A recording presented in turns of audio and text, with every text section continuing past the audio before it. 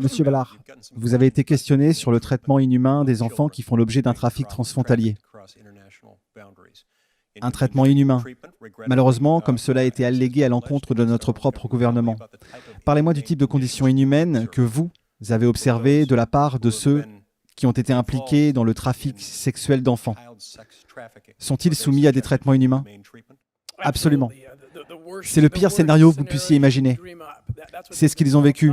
Le New York Times, en fait, comme l'a souligné le sénateur Harris, le New York Times en a parlé juste cette semaine, d'une centaine de cas différents de femmes et d'enfants qui ont été amenés par les cartels. Au début, pour les faire passer en contrebande. Mais rappelez-vous que le cartel est aux commandes, et ils peuvent changer d'avis et dire « Maintenant, c'est un trafic. Je vais faire de la traite humaine avec vous. Je peux faire plus d'argent si je vous garde. » Et ils commencent à violer ces enfants en les attachant, en leur liant les mains avec du ruban adhésif. Le New York Times a rapporté ça cette semaine. Ils payent avec leur corps. Ils payent avec leur corps, exactement. Et ensuite, ils finissent dans nos grandes villes. Il y a eu des poursuites très concluantes, juste cette année en matière de condamnation. À Atlanta, à New York, ces cartels mexicains de trafic d'êtres humains qui prennent des enfants comme Liliana et les vendent à Atlanta, à New York, à Phoenix, à Los Angeles, les vendent là où ils sont violés 20, 30 000 fois, vous savez, sur une période de 5 ans, 6 ans. Donc ces enfants sont séparés de leurs parents. Oui, ils le sont. Ces enfants sont soumis à des conditions de vie confinées, inconfortables et horribles. Absolument. Ces enfants sont soumis à des températures froides. Oui, ces enfants sont soumis à toutes les horreurs imaginables connues de l'humanité. Absolument, ils le sont, oui. Et la politique américaine facilite et même encourage cela, n'est-ce pas? Malheureusement, je pense que c'est le cas. Monsieur McCallum nous a dit plus tôt qu'aujourd'hui, qu'au cours des 10 derniers mois seulement, il y a eu 1700 signalements de cas répertoriés d'adultes se rendant aux États-Unis depuis notre frontière méridionale et prétendant à tort être un parent ou un membre de la famille de l'enfant. Oui, estimez-vous qu'il s'agit là d'un chiffre très bas par rapport aux chiffres réels? Oh non, je pense que c'est le bas de l'échelle, c'est sûr. Au cours des 2 dernières années, le nombre d'adultes qui viennent avec des enfants qui ne sont pas les leurs a augmenté de 360%. Et je pense qu'il faut lever certaines fausses suppositions. J'ai entendu dire aujourd'hui que les parents envoient leurs enfants. Ce n'est pas nécessairement le cas. J'ai des informations sur des enfants qui ont été kidnappés et utilisés comme des pions pour leur permettre de sortir de prison, comme le sénateur Cruz l'a souligné, pour rentrer dans le pays et dire « Regardez, je peux demander l'asile maintenant ». Donc ces enfants sont utilisés. Franchement, et c'est triste, mais dans le meilleur des cas, ils sont juste utilisés pour que l'on puisse entrer et rester.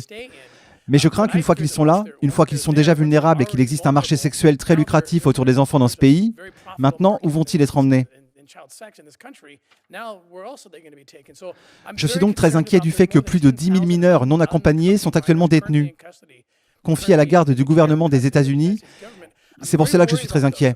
Je m'inquiète également, sénateur, de certaines protections mises en place dans le but de protéger ceux qui prétendraient « Je suis un parrain de cet enfant, je suis le parent de l'enfant ».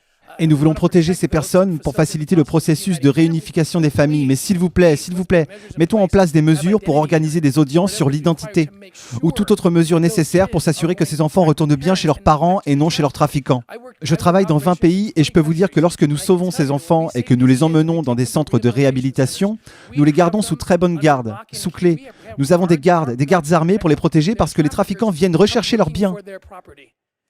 Je peux vous donner d'innombrables exemples de cela. Alors ne laissons pas ça se produire dans ce pays. L'esclavage existe aujourd'hui, selon vous? Oui, monsieur. Existe-t-il au même degré qu'au siècle précédent?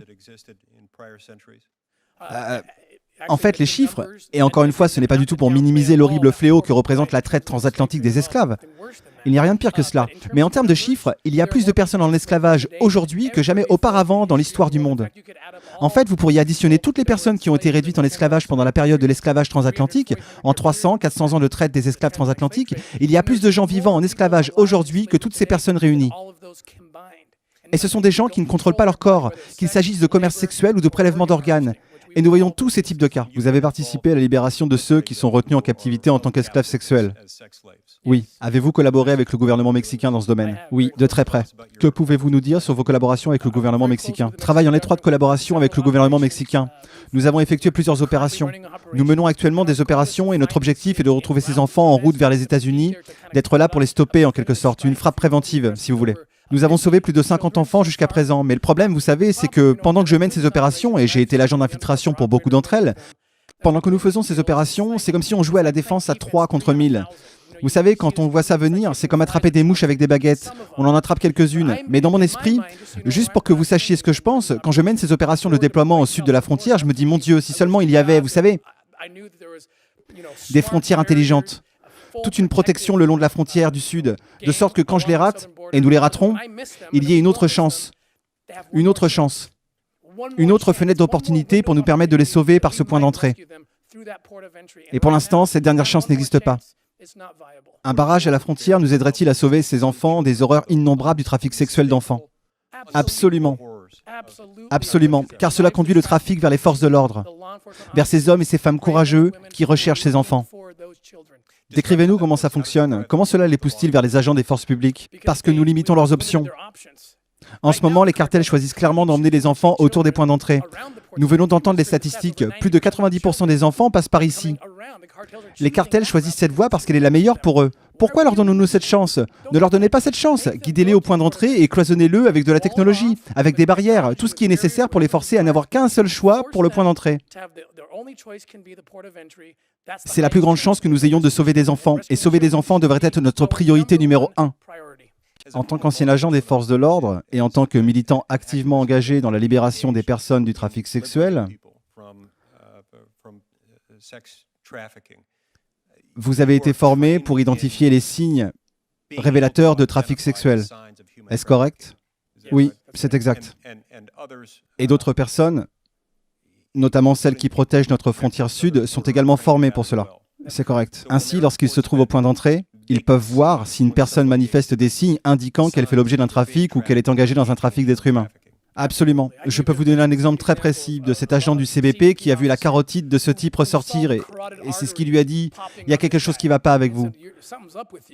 Et boum, il regarde derrière la camionnette, il y a un enfant dedans. Il ouvre la camionnette, sort l'enfant et des vidéos de pédopornographie de ce petit garçon et de cet homme qui abuse de lui. Ils l'ont attrapé. Ce sont les agents formés du CBP, ce sont des hommes et des femmes courageux qui sont à l'affût de ces signes. Donc, si l'individu qui faisait la traite de ce petit garçon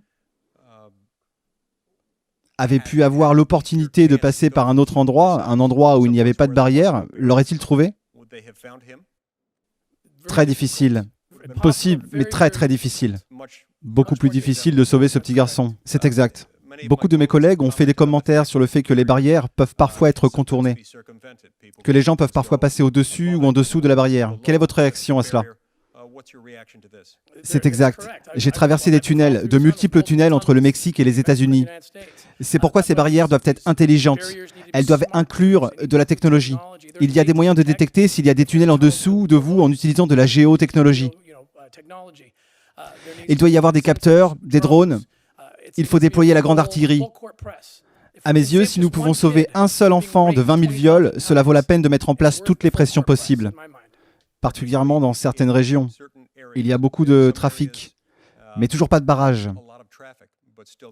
Je pense à certaines parties de la basse vallée du Rio Grande où il y a beaucoup de kilomètres de frontières sans aucun barrage, où il y a beaucoup de trafic d'êtres humains. C'est exact. Merci, Monsieur Ballard. Merci. Il y en a qui rêvent de selfies avec Lady Gaga ou je ne sais quelle autre starlette à la con. Moi, mon rêve serait de simplement serrer la main à Tim Ballard, chacun son truc. Je vous invite à continuer sur le même sujet en cliquant sur l'une des 2 vidéos qui s'affichent à l'écran. Et comme toujours, n'oubliez pas de partager. À très bientôt.